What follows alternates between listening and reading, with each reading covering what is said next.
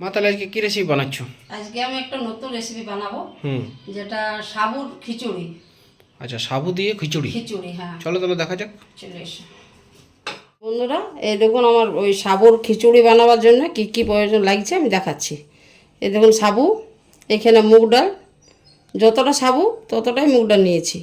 এখানে একটা টমেটোর কুচি, এখানে একটু কুমড়ো আর একটা ছোট আলু, আর এখানে দুটো কাঁচা লঙ্কা, একটু আদা, এটা আমি বাটবো।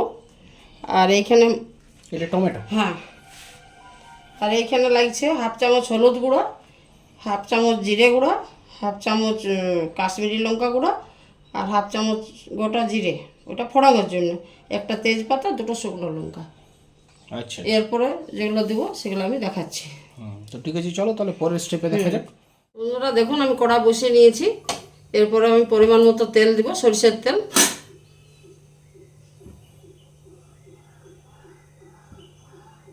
দু চামচের মতো।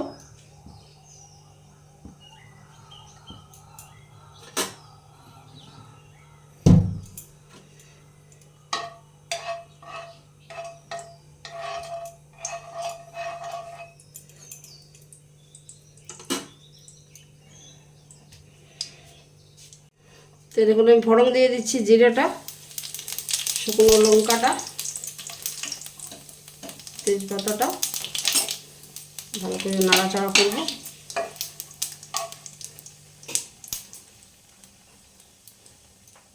এরপর আমি ডালটা দিয়ে দিচ্ছি, যেটা ধুয়ে রেখেছিলাম মুগ ডালটা, সেইটা দিয়ে দেবো। এটা একটু ভেজে নিতে হবে।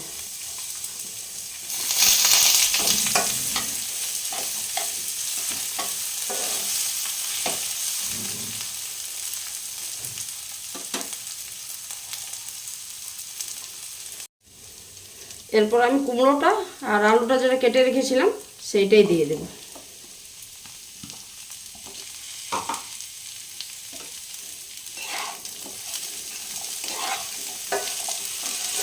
এটা একটু ভালোভাবে ভেজে নিতে হবে, ডালটা, কুমড়োটা আর আলুটা।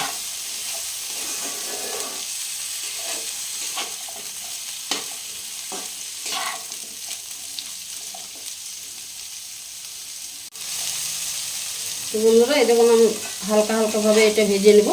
এরপরে আমি নুনটা হলুদটা দিয়ে দেবো।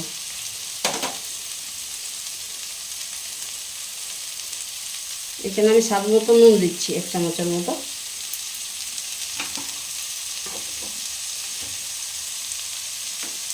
এখানে হলুদটা দিয়ে দিচ্ছি।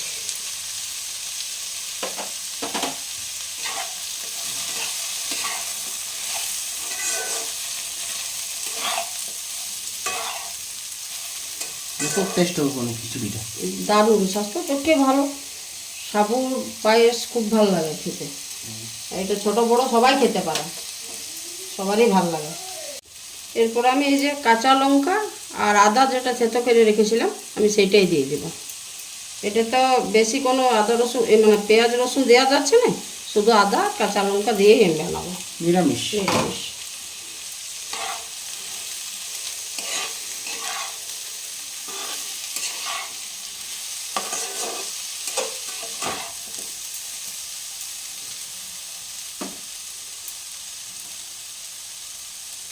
এই যে জিরে গুঁড়োটা দিয়ে দেবো, আর এখানে কাশ্মীরি লঙ্কা গুঁড়োটা দিয়ে দেবো।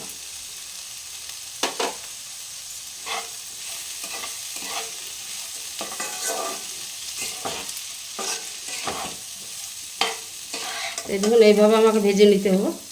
এই যে হালকা হালকা রং ধরে গেছে, এরপর আমি জল দেবো সেদ্ধ হওয়ার জন্য।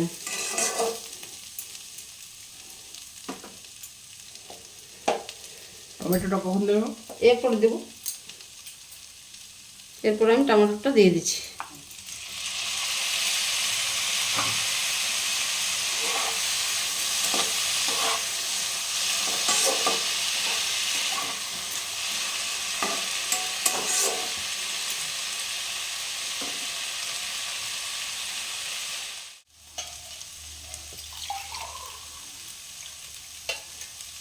এরপর আমি জলটা দিয়ে দেবো সেদ্ধ হওয়ার জন্য।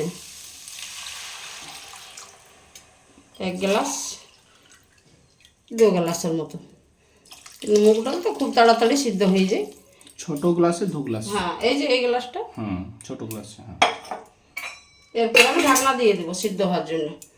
লো এটা মিডিয়াম আছে। হ্যাঁ মিডিয়াম আছে। হ্যাঁ, ঢাকনাটা দিয়ে দিই, সিদ্ধ হবে 10 মিনিটের মতো। তো বন্ধুরা চলুন 10 মিনিট পরে ফিরে আসছি। তো বন্ধুরা দেখুন আমি 10 মিনিট পর ফিরে এলাম। দেখুন এটা আমার সিদ্ধ প্রায় হয়ে এসছে, হাফের থেকে বেশি সিদ্ধ হয়েছে। এরপর আমি সাবুটা দিয়ে দেবো, ওটা একটু সিদ্ধ হবে। এই দেখুন ধুয়ে রেখেছিলাম, জল পুরো ঝরে গেছে, ঝরঝরে হয়ে গেছে। এটা আমি দিয়ে দেবো।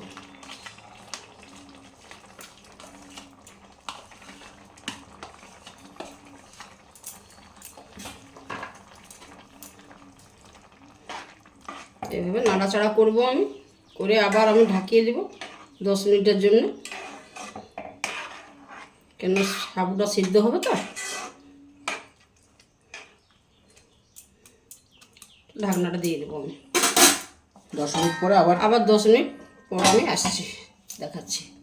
তো বন্ধুরা দেখুন আমি 10 মিনিট পর ফিরে এলাম। এই যে মোটামুটি হয়েই গেছে, এই যে সিদ্ধ হয়ে গেছে। এই দেখুন এরপর আমি নামাবো। খেতে দারুণ লাগে, এটা অসাধারণ। তো বন্ধুরা আমার রেসিপিটা তৈরি হয়ে গেছে। এই দেখুন সাবুর খিচুড়ি, এটা খেতে খুব অসাধারণ লাগে। আর কোনো মশলা নেই, নিরামিষ, বাচ্চারাও খেতে পারে, বয়স্করাও খেতে পারে, পেটের পক্ষে খুব ভালো। একাদশী দ্বাদশী হ্যাঁ, যারা করে উপোস করলেও শুধু নুনটা একটু সুন্দর নুন দিয়ে বানালেই হয়। এটা সবাই খেতে পারে। তো বন্ধুরা ভিডিওটা দেখে পরে আপনারাও রেসিপিটা এভাবে তৈরি করুন, সাবুদানার খিচুড়ি। তো চলুন ভিডিওতে আর বেশি কিছু বলছি না, আপনারা দেখুন ভিডিওটা, ভালো লাগলে লাইক কমেন্ট শেয়ার করবেন। আর আগামী দিন চলুন আরেকটা রেসিপির সাথে আপনাদের সাথে দেখা হচ্ছে। আজকের মতো তাহলে আসি, বাই।